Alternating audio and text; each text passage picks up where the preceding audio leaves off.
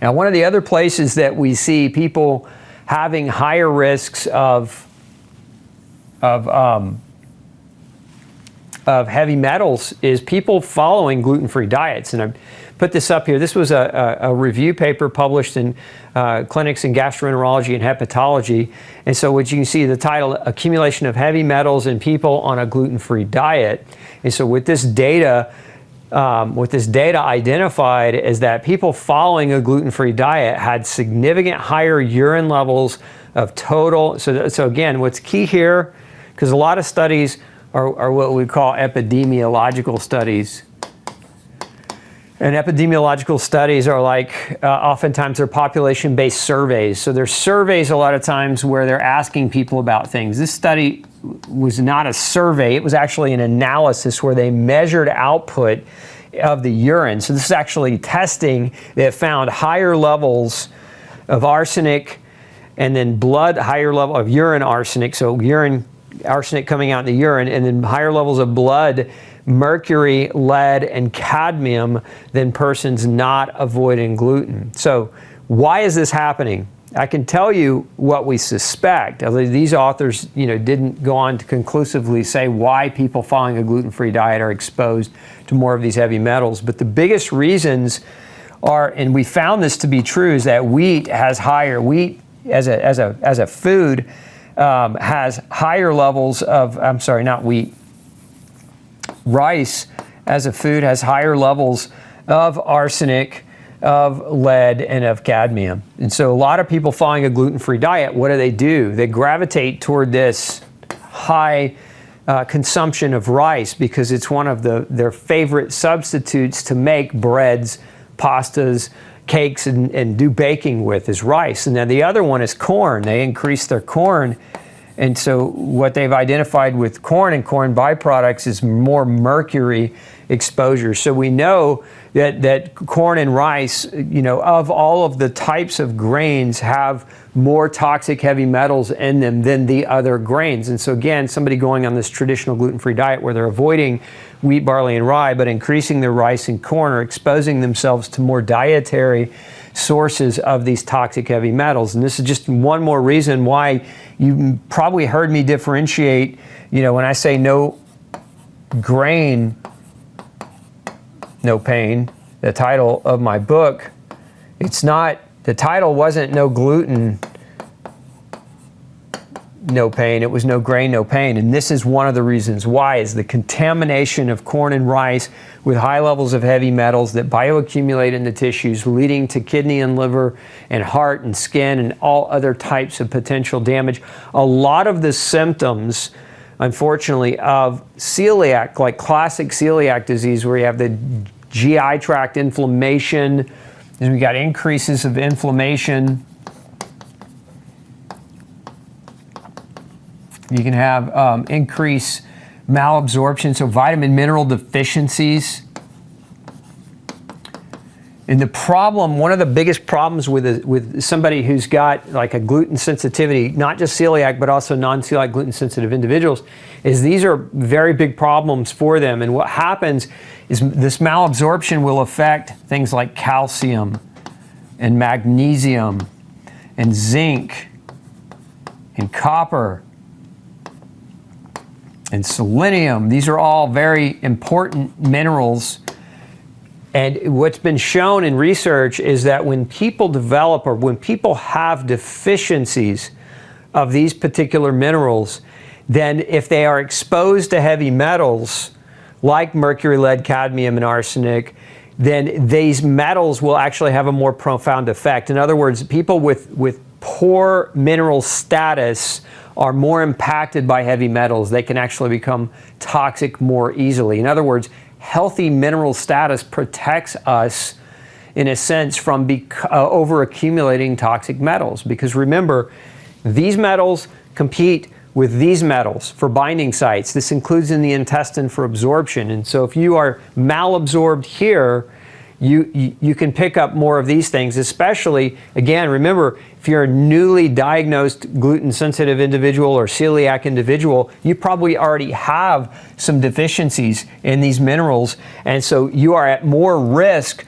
for developing toxicity of these toxic metals. And if you just jump on a diet that's high in rice and corn, you're going to increase your exposure to those things at a pivotal point where you're most susceptible. So you have to be careful. Is why I put this up here, because I know a lot of you that follow and that watch us are actual gluten sensitive individuals that need to understand that's a potential problem for you. Okay, let's talk about the toxicity symptoms of some of these metals. So if we're looking at mercury, mercury can cause nerve damage, and I've seen this a lot where people develop neuropathy, and I've seen it multiple ways. So we see like peripheral neuropathy, which would be something like numbness and tingling of the hands and feet. So we got to be careful with mercury, because I mean, a lot of times people get a diagnosis of, peripheral neuropathy. The doctors a lot of times don't even measure for mercury. Some doctors will say, oh, well, it's carpal tunnel syndrome, or you have diabetic neuropathy because maybe they have some other disease complications. But looking for mercury is in my experience anyway, doctors very rarely actually look at it. But peripheral neuropathy is a very common manifestation. Burning mouth. If you've ever felt like your mouth was scalding, like your tongue felt like it was being scalded by burning hot water, or if you had a metallic taste, that's another one here. So metallic taste in your mouth, this can be a symptom of mercury. And then brain fog is a big one. Brain fog. I actually had a case one time as a woman who had her problem was her silver amalgams. They were leaching mercury through her cheeks into her bloodstream. So every time she would eat, she was just slowly poisoning herself with her dental amalgams, and she got to such a level where she couldn't remember her daughter's name. Like, her level of memory loss was bordered on late stage dementia. And when we finally identified her levels of mercury were sky high, and of course historically she had the silver amalgams, and so we sent her to a dentist and she had her amalgams removed. Again, silver amalgams came out and she made a full recovery, right? And that's the power of understanding. That's the power of knowing, okay, what the symptoms are. Because if you relate to these symptoms and you've done every other test and you've looked at every other thing and your diet is crystal clean, and beyond that, this matches you and you've got silver amalgams, you may want to go have that conversation with a dentist. We also have lead. Lead, as I mentioned earlier, kidney damage is a major problem with lead. So, one of the tests, simple things that you can ask, if you've got chronic kidney disease, CKD, oftentimes abbreviated CKD, chronic kidney disease, one of the things that, but your doctor will kind of monitor or measure is something called your GFR. GFR stands for glomerular filtration rate. A lot of doctors, they'll do your blood work. They'll also measure creatinine, and they'll measure your blood urea nitrogen or your bun. But GFR is a calculation. And if your GFR, typically if it's less than 60, so if it's below 60, then generally speaking, they're going to call that some degree of kidney disease or chronic kidney disease or kidney failure. And this is something that's commonly seen in people with a historical lead accumulation. Because remember what I said earlier, lead bioaccumulates slowly, and especially if you grow up in the lead age. Now we'll see lead also contributes to bone loss. It actually makes your bones more brittle and makes them less dense. And that's part of the reason why is it displaces calcium and zinc and magnesium from properly penetrating into the collagen matrix of bone and mineralizing it. So the other thing that we see a lot of times with lead toxicity is people that have calcium and magnesium deficiency and deficiency symptoms. And so what does that look like? That very commonly looks like cramping in the muscles, toe and foot cramping, calf cramping at night can be symptoms.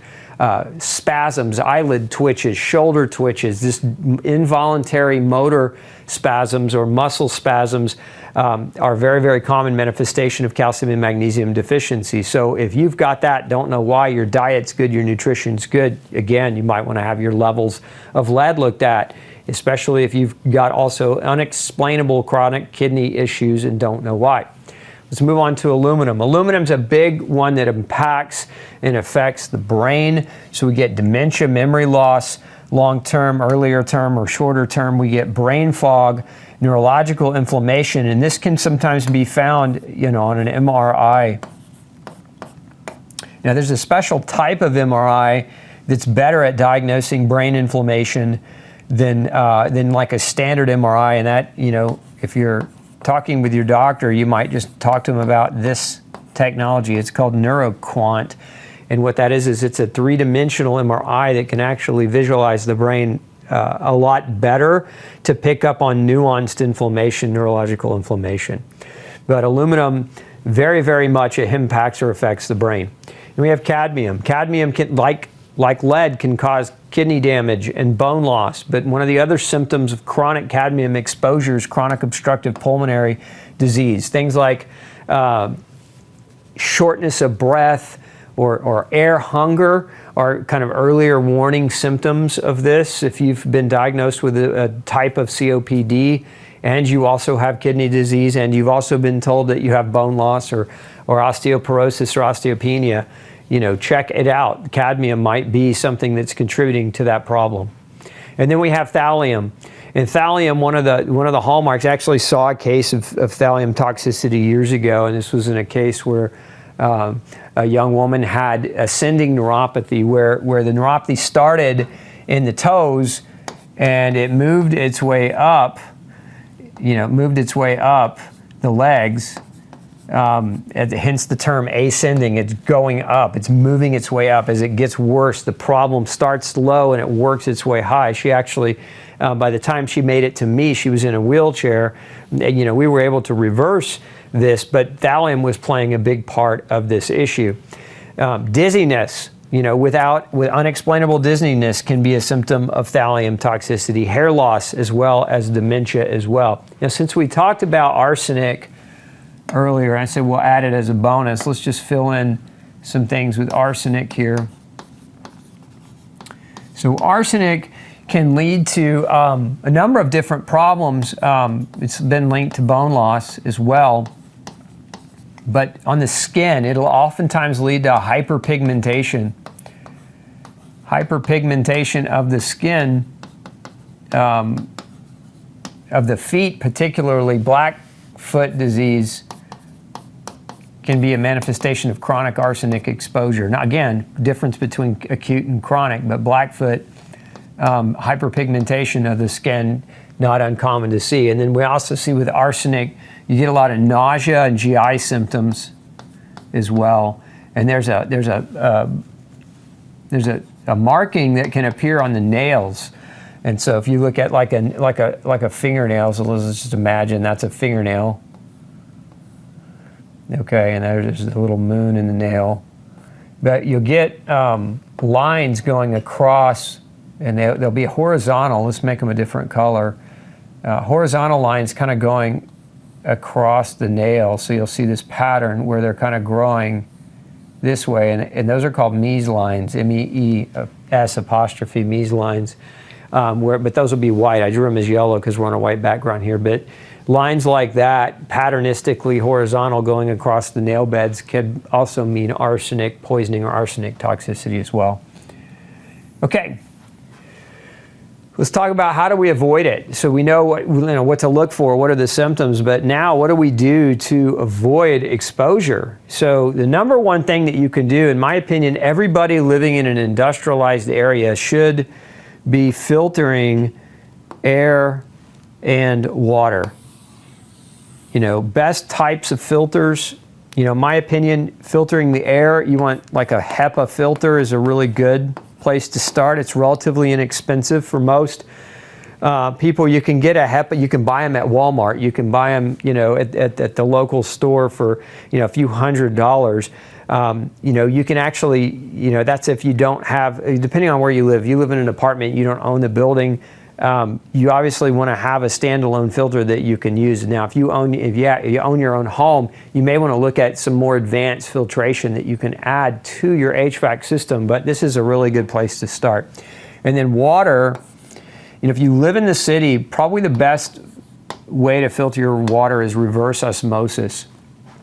The reason why is RO will pull out all the metals, and carbon does good too. So RO is not the only option here. You could look for a carbon, actually specifically granular activated carbon, and KDF do a good job as well. What carbon and KDF don't pull very well is they don't pull out fluoride, which we're not talking about fluoride today, although fluoride is a metalloid or a type of metal that's a toxin that's oftentimes added to water and can be problematic as well. But RO pulls fluoride.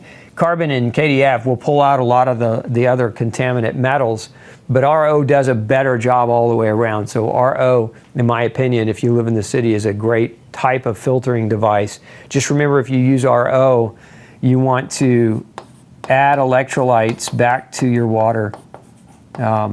We have something called ultra electrolytes at Gluten Free Society that you can check out, but it's a good idea to add electrolytes back to the water if you're going to use RO as a filtration. But filtering your air and water is going to help protect you. It's a shield to protect you from what we know is already happening. Our environments are contaminated with heavy metals, the air, the water, the soil, and that's not going to change anytime soon. I don't see all the big companies and big corporations saying, oh, we're going to stop poisoning things and quit making money. I don't see that as a realistic possibility. So we're going to continue to be exposed to these things. So the best you can do is filter. The other thing is to reduce known contaminated foods and not make them staples. Rice is probably, arguably, one of the biggest. Rice and corn, as I mentioned earlier. And there's some recent noise about chocolate as being contaminated with some lead, and so I would say proceed with caution. I think with chocolate, nobody should be eating chocolate as a staple food anyway. And this, the case with foods is, if you're gluten sensitive, I recommend you avoid these anyway. But if you are a chocoholic, or if you're not gluten sensitive, but you just eat rice at every meal, you just need to be aware that there's a heavy potential for contamination there, and that if you're struggling in your health, you may be creating problems, or you may be contributing to those problems by using those as staple foods. Avoid cheaply made household products. You get what you pay for is that old adage, and I know with inflation and everything the way that it's going, this is easy for some to say and harder for some to do. But really, honestly, when it comes to the things that you eat off of, eat out of, or cook or prepare your foods in, prioritize those things first, because you want to reduce your potential that you're going to ingest eating or consuming heavy metals, because by ingesting them, you increase the risk of creating a problem. The other thing is, a lot of your, like I said, eating and drinking and cooking, invest in glass. Glass is cheap, right? So this is no more of an expensive thing. But if you're drinking out of plastic cups or like cheap metal cups, again, produced in foreign countries like China and India, you run a risk of heavy metal contamination. Because there's lower standards and there's lower restrictions, environmental restrictions. If we look at environmental pollutants produced per capita, China and India are at the top of the list. The U.S. is very low down on that list because we have really pretty good environmental restrictions and standards, and we're actually less polluted today than we were in the 70s because of those restrictions. But again, a lot of our manufacturing has gone overseas, and so we're just bringing this poison back to us. So try to avoid that.